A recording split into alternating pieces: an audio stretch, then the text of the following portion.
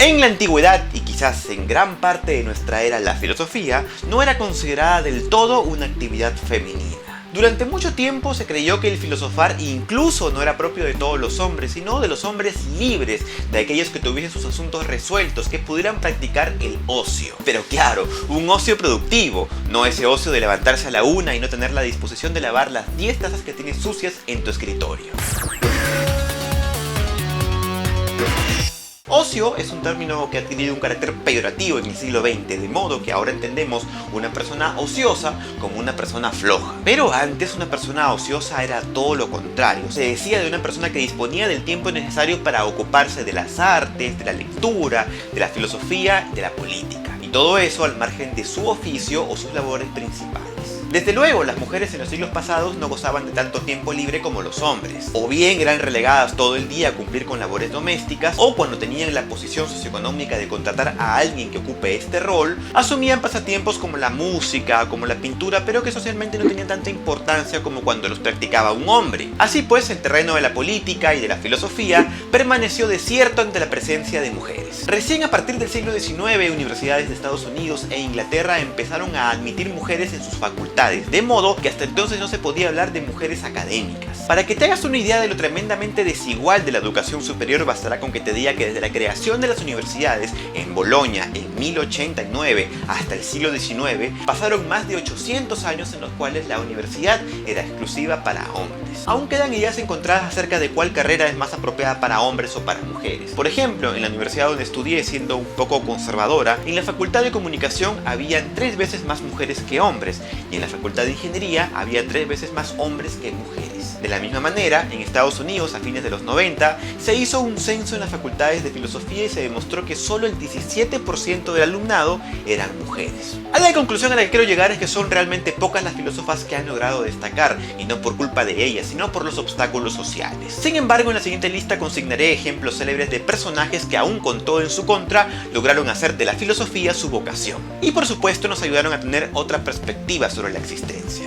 Y así pues, desde la antigüedad hasta nuestros días, estas son las 5 filósofas más representativas de la historia. Número 1. Hiparquía fue una filósofa de la antigüedad griega, aproximadamente del 300 antes de la era común. Se unió a la escuela cínica con tan solo 15 años gracias a Crates de Tebas, que fue su amante y muy a pesar de la oposición de su familia. Como ya lo había dicho en otro video, el cinismo era la escuela filosófica que predicaba el vivir en libertad, el desenfado, la imposibilidad del conocimiento y el desapego a lo material. El mismo nombre cinismo alude al perro, en relación a que los filósofos vivían como perros. De todas formas, aquí lo importante del caso es que Hiparquía es considerada la primera filósofa de la historia.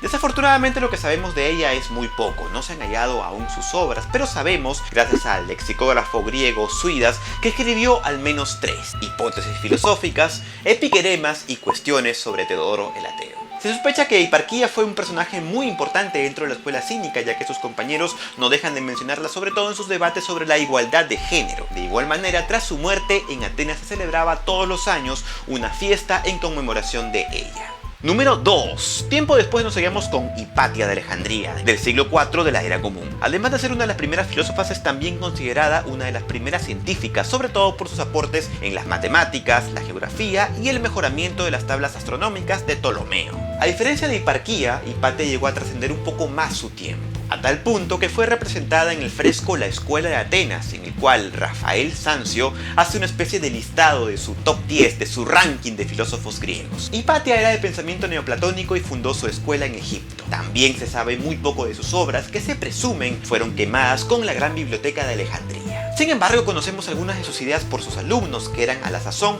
gente muy influyente en la sociedad. Hipatia creía, como lo proponía el neoplatonismo, que el fin último del ser humano es la búsqueda de la verdad, que se encontraba en el logos, en un universo extrasensorial. Se han esbozado muchas hipótesis con respecto a los móviles que llevaron a Hipatia a su temprana muerte. Pero lo que se sabe es que fue asesinada por una turba de cristianos discípulos de Cirilo, o mejor dicho, San Cirilo, que deseaba erradicar el paganismo. Número 3. Nos vamos hasta el siglo XVIII, donde encontramos a Mary Wollstonecraft, escritora y filósofa inglesa. Ella tenía una idea muy poco común en la época. Decía, las mujeres no son por naturaleza inferiores al hombre, sino que parecen serlo porque no reciben la misma educación. Quizás alguien podría decir, hey, esto es activismo, pero no, es filosofía social. Por aquel entonces, recordemos, la filosofía estaba orientada a cuestionar ciertos ingredientes sociales. Y en ese sentido, Wollstonecraft fue una de las primeras en sistematizar los conceptos. Sus 3 obras más conocidas son Reflexiones sobre la educación de las hijas, Vindicación de los derechos del hombre y, por supuesto, Vindicación de los derechos de la mujer. En esta última, la filósofa tenía la tesis de que las mujeres deberían ser las compañeras intelectuales de los hombres. Atacaba el concepto de belleza porque lo consideraba represivo. Decía que a las mujeres se les enseña desde pequeñas que tienen que ser bellas y no inteligentes. A consecuencia de esto, el pensamiento se amolda a su cuerpo y consigue que de grandes ellas solo consigan adornar sus celdas. Número 4. Hannah Arendt fue una filósofa alemana de origen judío. Su obra es compleja y aborda muchos temas, pero entre ellos ahora me voy a referir a La condición humana de 1958, donde estudia las dimensiones de la vida contemplativa y la vida activa. Arendt dice que la vida activa está contemplada en 3 escalones. El primer escalón es la labor. La labor es un tipo de actividad básica que está ligada solo a satisfacer necesidades y por tanto no nos permite desarrollarnos como individuos. El trabajo para Arendt está en un peldaño un poco más alto, porque es una actividad productiva que está orientada a producir y a fabricar cosas. Pero la filósofa no cree que sea una actividad natural en la vida del hombre. Lo es, por ejemplo, la acción. La acción es la actividad más perfecta porque nos permite organizarnos como sociedad, así como comunicarnos con otros hombres, y ahí es donde hallamos la libertad.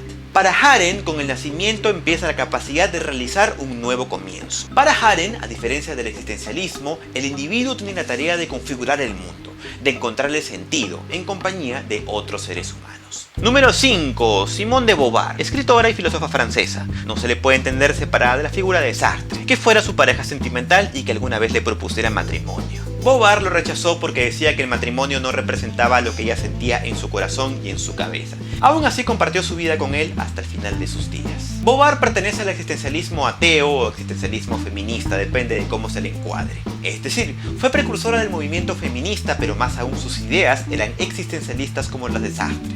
Beauvoir afirmaba que el humano no es una esencia fija, sino existencia, es decir, proyecto, trascendencia, autonomía, libertad. Se dice que a veces sus ideas complementaban a las de Sartre y a veces diferían de las de él. Lo paradójico es que Beauvoir no se consideraba a sí misma filósofa, aunque sus ensayos y la posteridad opinen lo contrario.